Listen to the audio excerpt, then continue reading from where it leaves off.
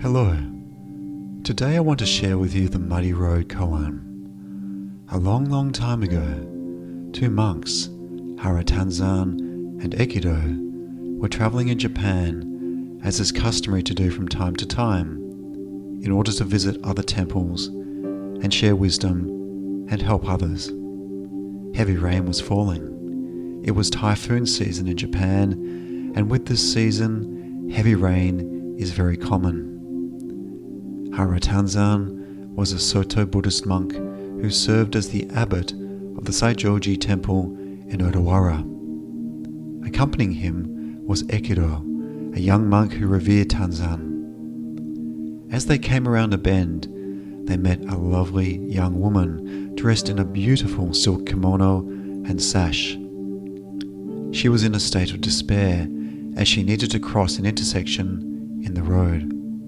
But the weather conditions were terrible, and her kimono would be drenched and she would be covered in mud. Tanzan at once realized the predicament the young woman was in and approached her. "Come on," Tanzan said as he approached her. Lifting her in his arms, he delicately carried her over the mud to the other side so that she was safe and away from the rain. Ekido watched closely but did not say anything. But looking upon his face, Tanzan could sense shock and disappointment. Yet Tanzan did not say anything. Ekido did not speak to Tanzan at all on that journey until they arrived at the lodging temple they were staying at for the night.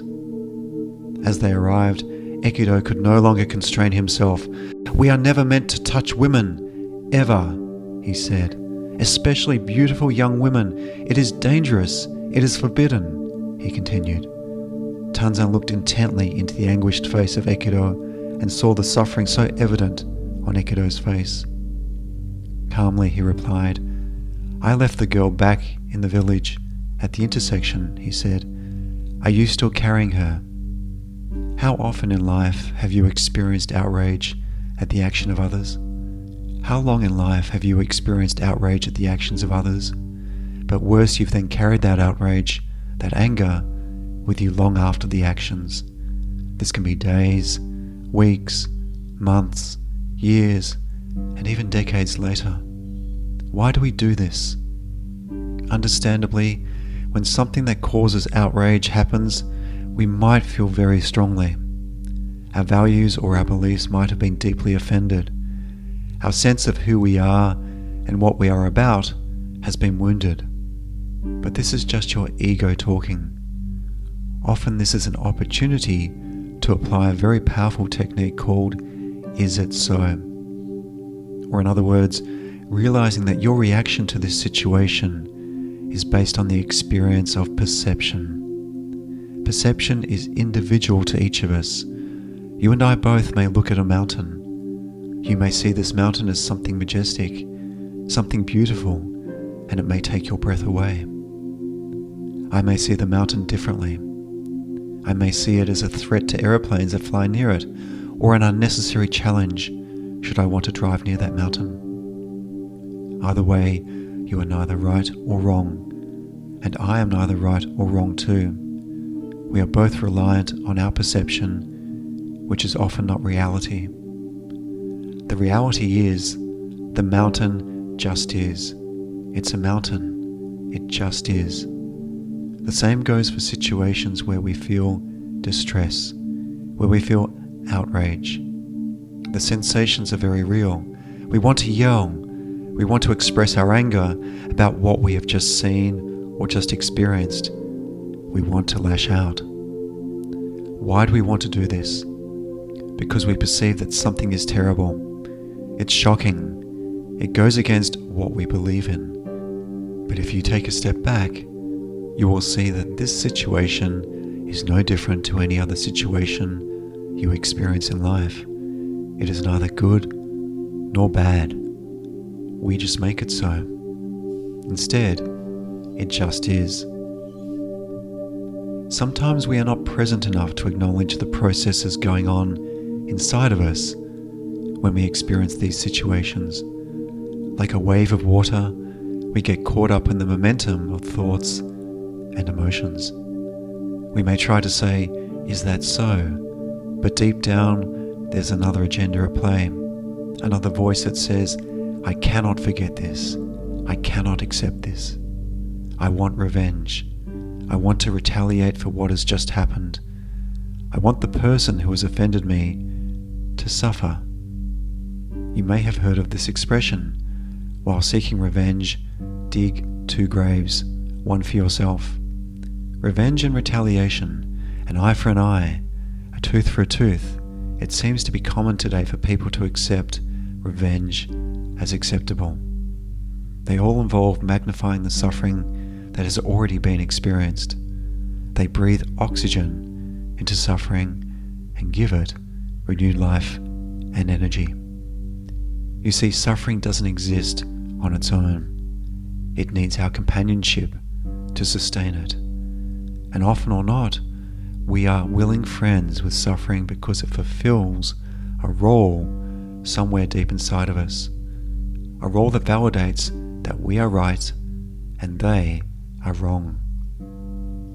To live mindfully, we must not look at others in terms of whether they are right or wrong, but instead in terms of how much they suffer.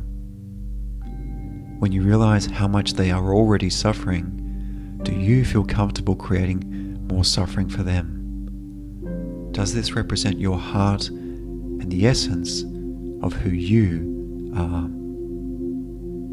When we consider Tanzan, he might have felt that what he did was a contravention of his vows as a monk, or he might have felt that what he did was the right thing to do. We'll never know. But that is irrelevant now, as he had already done many miles earlier. He had let go of any thoughts of carrying a young woman across a muddy road. It was history to him, and he was living in the present.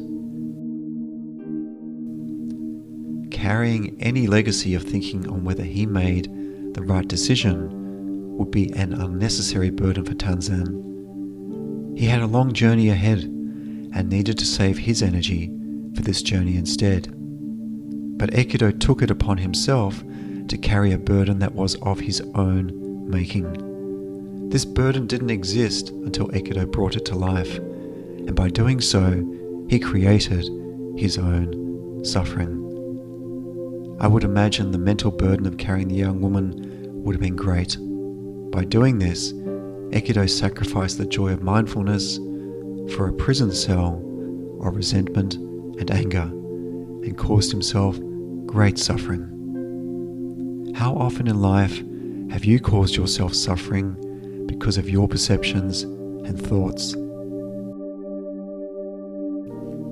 How many wasted hours, days, and weeks have you spent experiencing the pain of suffering while foregoing the opportunity for peace and tranquility?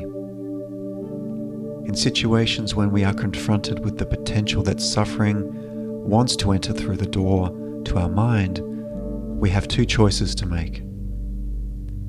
We can open the door and embrace suffering and help it thrive, or we can choose to keep our doors closed and enjoy the companionship of peace, tranquility, and detachment. When you hear suffering knocking at your door, I encourage you to make the choice of keeping the door to your mind shut and instead saying these 3 words: let it go. By letting it go, we disassociate from our inclination to cause ourselves and others around us harm, and we open our hearts and minds to the tremendous potential for self-realization and growth that every one of us is so very blessed with. Let it go. If you want to learn more about living mindfully, please make sure to subscribe and like this video so I can keep you updated as I load more videos here. Finally, if you want to learn more about applying the technique used by powerful mindfulness practitioners of Is It So, make sure to check out the video that appears here on the left. I'm Ryan from Growth Headspace, and I send you my best wishes for prosperity and peace in your life today.